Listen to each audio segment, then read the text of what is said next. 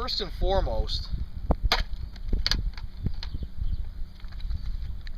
the big difference comes whether you're going to fish rocks or fish flats with grass. For strictly rock pile fishing, like on Lake Erie, places on Lake Ontario and Lake Michigan, I mainly use a 90-degree jig head tube jig. Here's an example of that. By 90 degrees, what's meant is the angle of the hook point from the eye down the shaft is a 90-degree angle. In contrast to that, for fishing around grass and on flats, I mainly use a 60-degree angled head. Now you can see the difference between the 90 and the 60. The angle is different. The main reason for that is a 60-degree angle head will come through grass and weeds a lot better than a 90. A 90, the grass gets caught right in that 90-degree angle, whereas a 60, the bait slides through the grass a little better. Now obviously we're talking about sticking all these inside jigs. The 90-degree bend when fishing deep structure, stick it in the tube. That's kind of a crude way of rigging it real quick there. But a 90-degree bend, when I lift my bait, lift my jig up, the bait doesn't glide as much on the bottom. It actually tips. That's a factor that most people really don't consider. Whenever you're dragging a tube jig around rocky structure for smallmouth, every time it tips, it looks like a natural defense mechanism of a crawfish. It looks like a goby trying to scurry up underneath or around a rock. Tipping baits catch you a lot of fish. Plus a 90, when I jig it, it doesn't come way up off the bottom. It kind of lifts and falls back down. So that's a big difference between 90 and 60.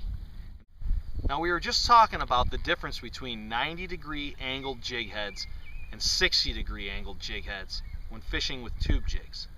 I want to show you a few variations of tube heads that I use for different situations and tell you exactly why that is. The one I showed as a 90 is just a pure cylinder style head. But there's variations in that too. This, all the lead is in the forward section of the head, whereas on this 90 degree, the lead is tapered throughout the hook. Both of these weigh 3/8 of an ounce, and both of them have a pretty similar hook, which we'll talk about.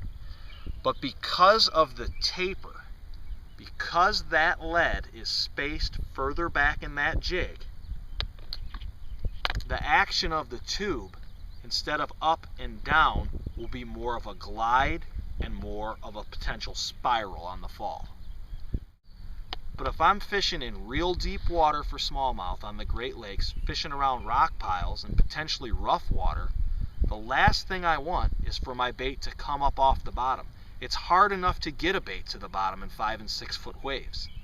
So in that case, you want most of your lead forward on the hook. That's the reason that I have designed, for me, these old style pill heads. Now if you look at those 3 different heads, they kind of go from most tapered lead to least tapered. In the pill head, all the lead is in the front of the hook, and most of it is actually forward and below this pull point of the hook. And what that means is when you pull the pill head, it really tips back and it makes short little movements on the bottom, in contrast to one that would glide more. So from just working my bait in rock piles on the bottom, with a pill head, I could really stay in contact with the bottom. Is I see people use jigs that really twist their line. And it's true, a tube does spiral some and will twist your line.